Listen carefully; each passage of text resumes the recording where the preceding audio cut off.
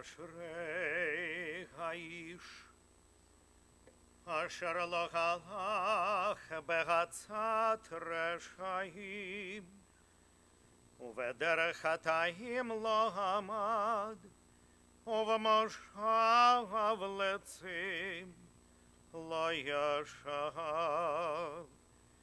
כי אם בתורת אדוני חפצו ובתורתו יאהב יומם ולילה והיה כעת שתול על פלגי מים אשר פריו ייתן בעתו והלכו לא ייבול וכל אשר יעשה יצליח לכן הרשעים כי הם כמוץ אשר תדפנו רוח לכן לא יקומו רשעים במשפט וחטאים בהדת צדיקים כי יודע אדוני דרך צדיקים ודרך רשעים טובה.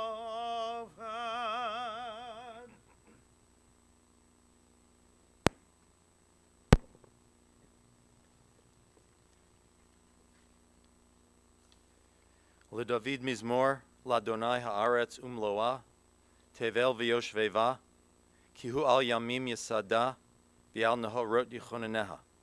מי יעלה בהר אדוני, ומי יקום במקום קדשו. The earth is the Lord's with all of its fullness, the world is the Lord's with all of its inhabitants. Who may ascend the mountain of the Lord? Who may stand in the holy place?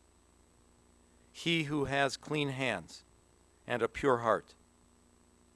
He will receive a blessing from the Lord and a just reward from the God of deliverance. Mizmor LeDavid Adonai mi yagur b'halecha mi yishkon bahar kadshecha holech tamim ufoel tzedek v'dover emet bilvavo lo ragal al lishono lo rasa l'rehu ra'ah v'cherpa lo nasa al krovo nivzeh beinav nimas ve'et yirei Adonai yichabed nishba lahara v'lo yamir. O Lord, who will dwell in your sanctuary? Who will live with you upon your holy mountain? He who lives with integrity, who does what is right, who speaks the truth in his heart, who has no slander upon his tongue, who does no evil to a fellow human being, who does not reproach his neighbor. Whoever does these things shall stand firm forever. People study statistics. People read statistics. They read about the percentage of people who vote in an election. They read about the percentage of people who win the lottery, who shop online. Statistics and probability. Hal studied at one time voting trends and behaviors. He studied purchasing patterns. He probably had some of these statistics in mind as he went about his days. Probably influenced him. But there comes a day when you put the statistics aside. When he met you, Margie, what was the statistical probability of you falling in love? Of you staying strong at each other's side? Of having 3 children and 1 grandchild who love you dearly? And if someone had said to him, hey, the odds are against it, what would Hal have said? He would have said, I don't care. Because some things cannot be solved through statistics. Some things are solved through the human heart. And it doesn't matter what happens to 75,000 other cases. It's about what happens in one case. And so it didn't matter when Hal took you out for the first time and when Bruce said to him, you know, she's a lot better looking than you are. Didn't matter. You two had something that cannot be evaluated with graphs and math.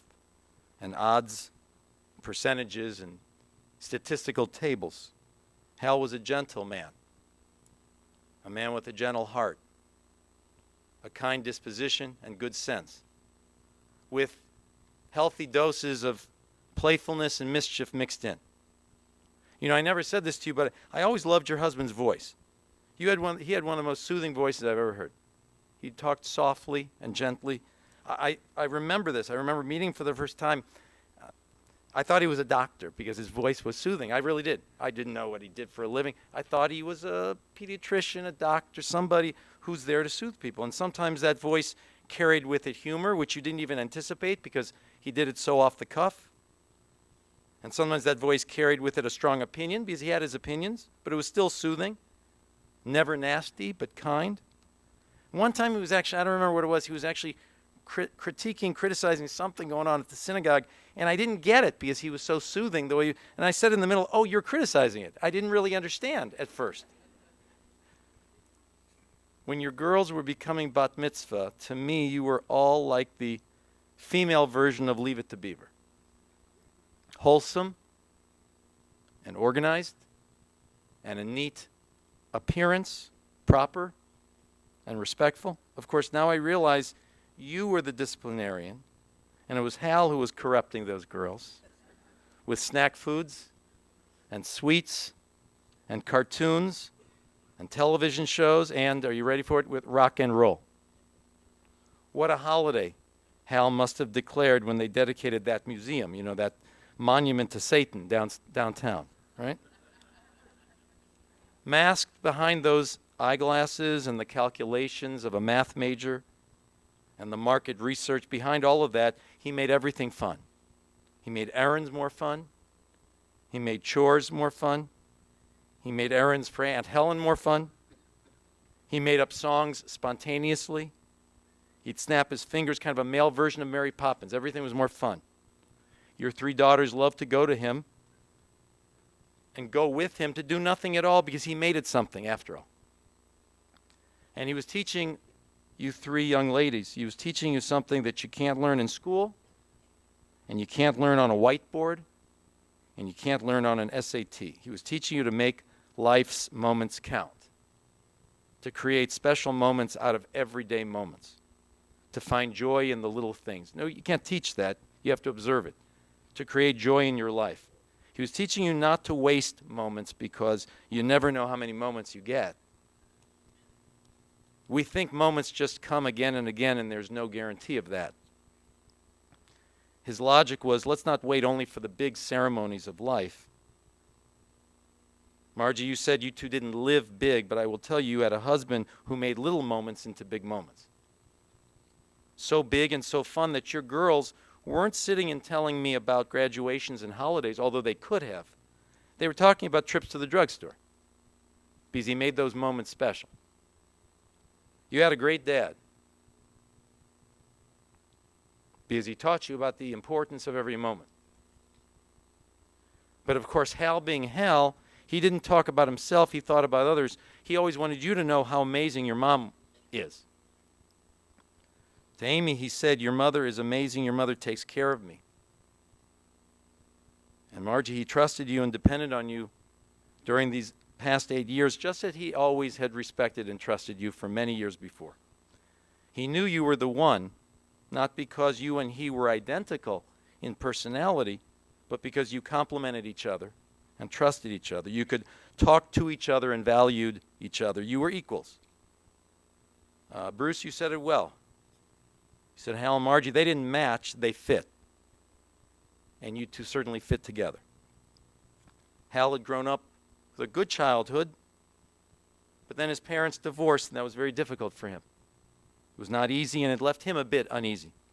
But he moved forward. You know, his reaction to that event could have been, as it is with some, to be angry at the world and cynical about people and relationships. But no, Hal's reaction was to regain his bearings, his focus on the future. Instead of being angry, he fell in love. And he built a stable and secure environment for his kids. Hal's lasting advice to you, his family, one of his mottos in life was, be yourself. Be your true self. And that's what made him so genuine. he was himself. Competent and effective at his job, but in his spare time, silly and goofy and always honest and true. He liked real sugary cereal. He liked hiding tuna fish cans around the house as a game with his grandson Ethan. Sealed and unopened cans of tuna found all around the house. I don't know why. Maybe he loved tuna. I don't know. I think even more than that, I think he loved Ethan. And I think he loved life. And that was true for every one of his 67 years. This was not a man who was dying of cancer. He was living with cancer. There's a difference. He was always living. His daughters, you knew, the three of you knew he was your true ally. He had your back. He related to you. He took the time to relate to you and to learn who you were. He was a great listener, and you could talk to him. And you knew he cared. He worried, and so he cared. He offered advice. He offered to do things for you because he cared. He was your advocate. He was your fan because he cared. And you wanted to be with him. He'd be traveling, and he would come home, and you'd want to be with him as much as you could. The house was simply different when he was there. And he loved his 60s and 70s music. Records, songs, concerts, a great appreciation, a great affection, and a great memory for music. And he became part of the entertainment industry. Yes, he did. He was involved in a production called Diary of a Recce, right? Am I right? About the musicians known as the Wrecking Crew. And he served, I think, as one of the executive producers, and he hosted an event in your home to help publicize the project. Now, while it is true you may not find this particular short film on any of the cable channels this evening, or tomorrow night, or maybe not in 2018, although I think it's on Netflix, I was just told. Music was one of his great loves. And he knew the musicians, he knew the performers. As I said, he liked his music and his shows. Some of that came out at this time of year. You said Passover was his element. When he led the Passover Seder, it was his moment. And he let the music and the vibrancy all come out. He was proud of his Jewishness. It mattered to him, both because of his past, his family, his elders, but also to pass it on to the next generation. He was very happy at the bat mitzvah ceremonies, very proud at confirmation, and the fact that your photos now were on the wall near his at Park, Maine. And he was a team player, and you were his team. I know that his team at American Greetings have also been very supportive during these years of illness. Wonderful words coming from colleagues and co-workers and from the company as a whole. Hal was a numbers person who at the same time loved and cared for people. People were not numbers to him. Life was not numbers to him. Life was being with the people he loved. His longtime friends from elementary school, high school, and college. In the end, your father taught you by example about resilience and determination and courageousness and kindness and modesty and love. Love of family, love of life, and optimism and hope. He always held on hope that he wasn't going to let a little bump in the road stop him. He always held on to hope that you'd be able to follow your dreams. He held on to hope that you would always be able to pick something out, right? He always wanted you to pick something out on your journeys. I really wish that good people didn't die.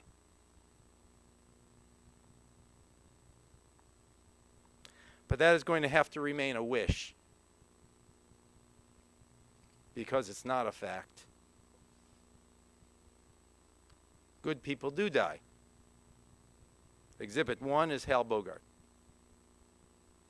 If I could ask the Lord a question, well, it wouldn't be a question. It would be a statement to the Lord. It would be, I know you have a lot to supervise, but you really messed up on this one. God didn't kill Hal Bogart. Cancer killed. And he, of all people, knew the statistics. But it didn't stop him from living every day to the fullest. He lived every day to the fullest with hope and with family, with Margie, with good music, and with good friends. I know he once said to Bruce at a particularly powerful moment, I need a brother to talk to. Ladies, now is the time to say, I need a sister to talk to. And I need a mother to talk to. I need a daughter to talk to. And I hope you can comfort each other. But also be comforted by the fact you have a community to talk to as well. Hal was a respected, sincere, and decent human being. Very, very honorable. And I just want to finish by saying, and I hope you know I mean this with respect, life with Harold Bogart was like a great, great rock concert. So many wonderful moments and so many memories. And each song, when it ends, you want to get it back. And then when it's over, you wish so bad that there could be an encore. You really want an encore. But it's over and you have to leave. And then you just hope that you make sure you get a memento. Something to remember it by. So pick something out from your dad's life, from your husband's life, from your brother's life. Pick something out. There's plenty to choose from. He lived with a good name, and he died with a good name. I think there's someone from the family or somebody who's coming up. I don't know myself.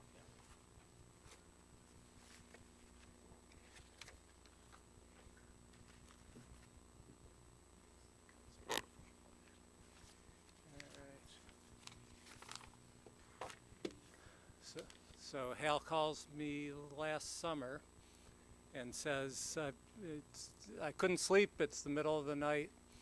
I spent a lot of time looking up Jewish custom, consistent with what you heard, and I want you and my brother to speak at my funeral.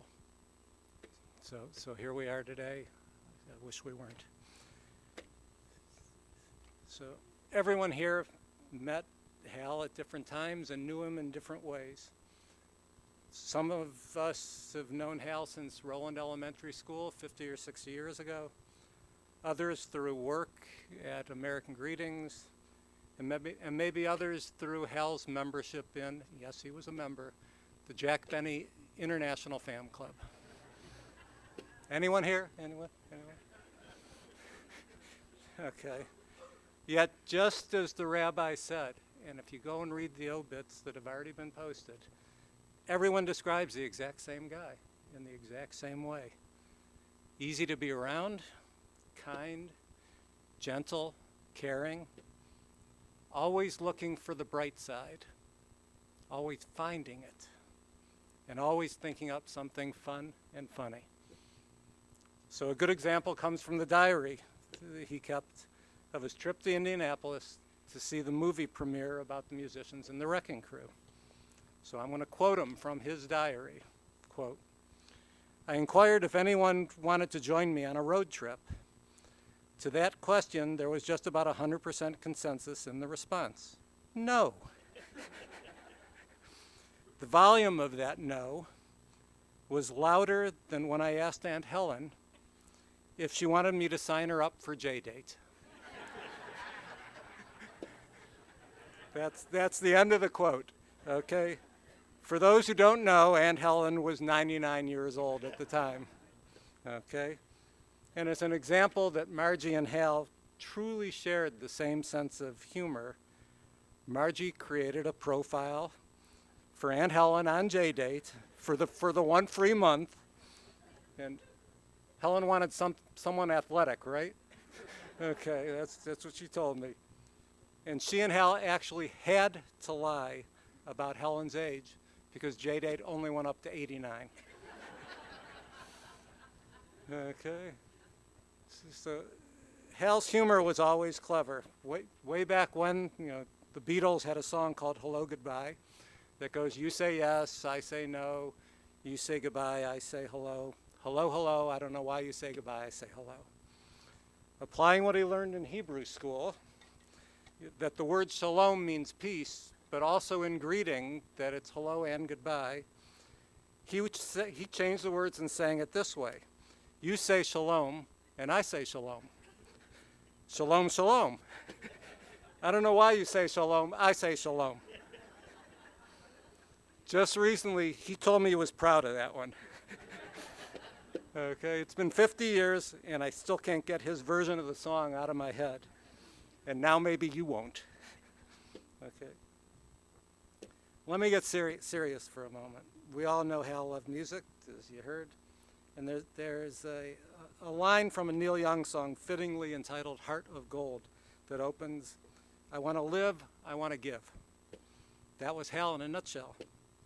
Never saw anybody fight harder to live, and few are as generous. When it comes to I want to give, his daughters, Ethan, and friends especially know what I mean. Hal found ways to help and give things to his kids, often quietly, sometimes in secret, you know what I mean. And for his friends, well, when he got excited about a song, he eagerly sent everyone the YouTube link. I'm looking around at the people on how thrilled he was at finding a YouTube video of two kids from Peru or Japan or God knows where lip syncing the Bee Gees' You Should Be Dancing, or some long forgotten group in England that he thought deserved to make it big but never did. Okay, about wanting to live, just as the rabbi said, Hal knew stats in market research. So, Margie told us that when they went into that very first surgery, they didn't know if he would live 4 weeks, 4 months, or maybe 4 years, because 98 out of 100 people with his type of cancer die within 5 years. Hal lived over 8 years, and taken as a whole, they were 8 really good years. It's easy to forget that. They were really good years. So how did it happen? I think 4 reasons, not counting the amazing Dr. Friedman. Okay, first reason, and really this could be reasons 1 to 1,000, Margie and the kids. Margie managed his medications, medical history, appointments, food and fluid intake with the skill and focus of a space shuttle flight director. Hal knew it. In nearly every phone call to me these past years, Hal said the same 3 sentences about Margie. Same ones. She's a saint, really a saint. I don't know how she does it. None of us knows how she did what she did. Second reason, the response Hal got from his friends and co-workers, from the people here today when he was first diagnosed. There was this huge outpouring of deep affection and love. Hal was genuinely surprised, even shocked and profoundly touched. He actually said, and I'm not making this up, quote, I never knew. I feel like Sally Fields at the Oscars. You like me, unquote. I don't know why he was so surprised. Look at the turnout here and all the distances people came. But he was surprised, and your care boosted him and kept him going. And as so many of us have noted recently, it worked the other way too. He didn't just pull us up. He pulled us together and kept us together.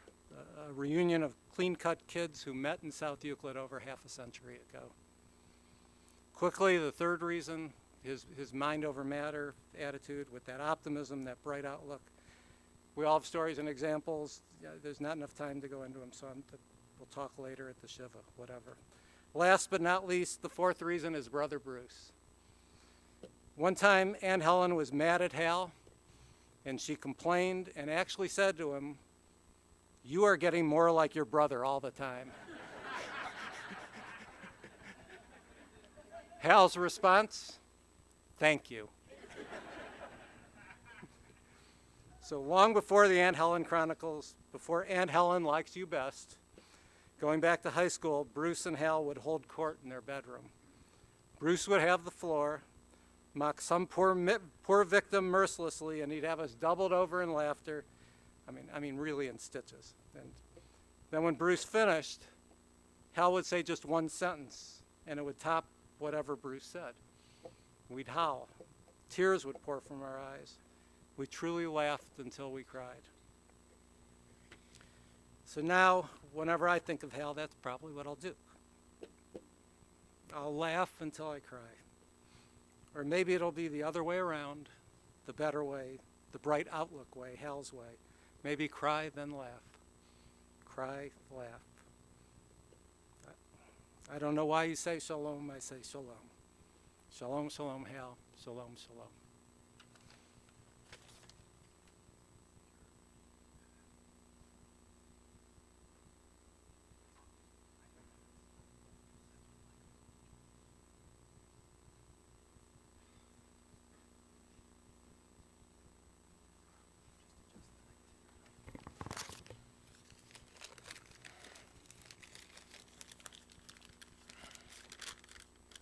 Thank you, Rabbi Scoff. Thank you, Brother Howard.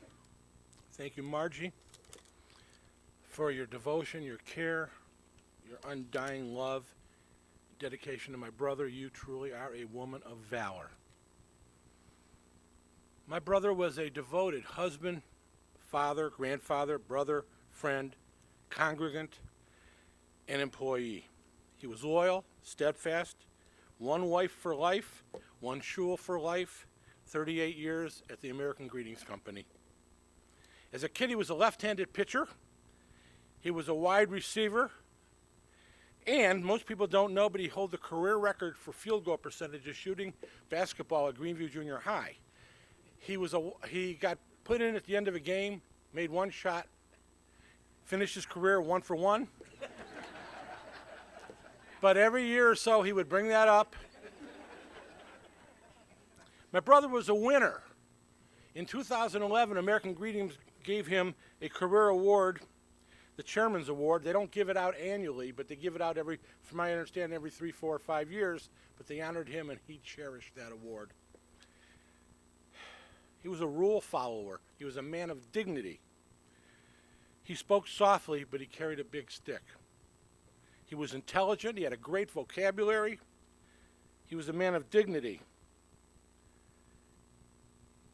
He didn't like to fight. I never saw him in my entire life throw a punch, and it's so ironic because he fought this ugly disease, and he fought it with dignity for many years.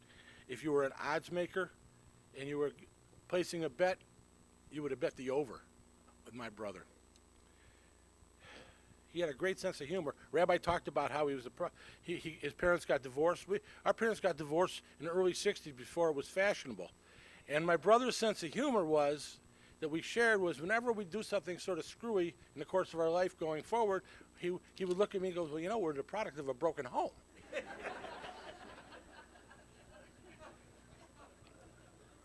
My brother, my younger brother, was steadfast in his loyalty to me.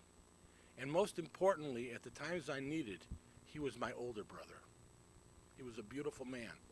I'll close by just telling you we shared a love for Rodney Dangerfield.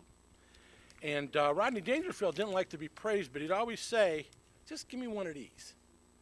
So I'm asking you, when you leave, either with your hand or your heart, you give him one of these. Thank you.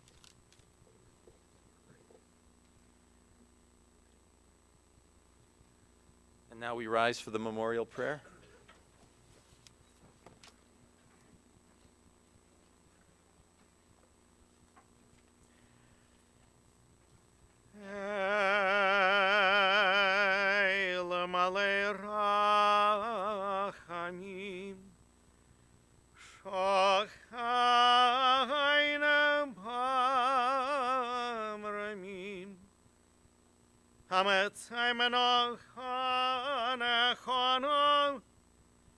תחת כנפי השכינה, במחלות קדושים ודהורים, כזוהר גרקי המסגרים, את נשמת גרשון דוב, בן אברהם יצחק וחווה, שהלך לעולמו, בגן עדן תחי מנוחתו. הנבא לרחמים, הסתירהו בסתר כנפיך לעולמים, ותצרור בצרור החיים את נשמתו, אדוני ונחלתו, וינוח בשלום על משכבו, ונאמר Amen. May we remember all of the worthy and the righteous deeds that he performed while in the land of the living. May his soul be bound up in the bonds of eternal life. May he rest in peace. And we all say Amen. Let's be seated.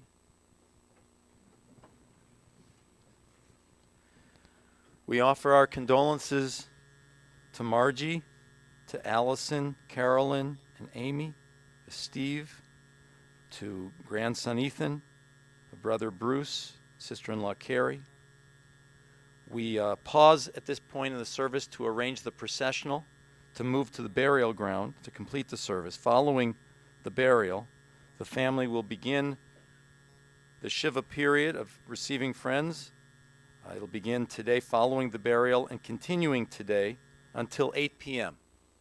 Tomorrow, Shiva visitation will be from 1 to 4 p.m. and again 6 to 8 p.m. That's Thursday, 1 to 4 and 6 to 8. Friday, again, from 1 to 4. The Shiva will be at the Bogart residence in Lyndhurst. The address 2029 Aldersgate Drive, 2029 Aldersgate Drive in Lyndhurst, beginning today following the burial. Let's remain in our seats another moment or two. The pallbearers, however, should now come forward.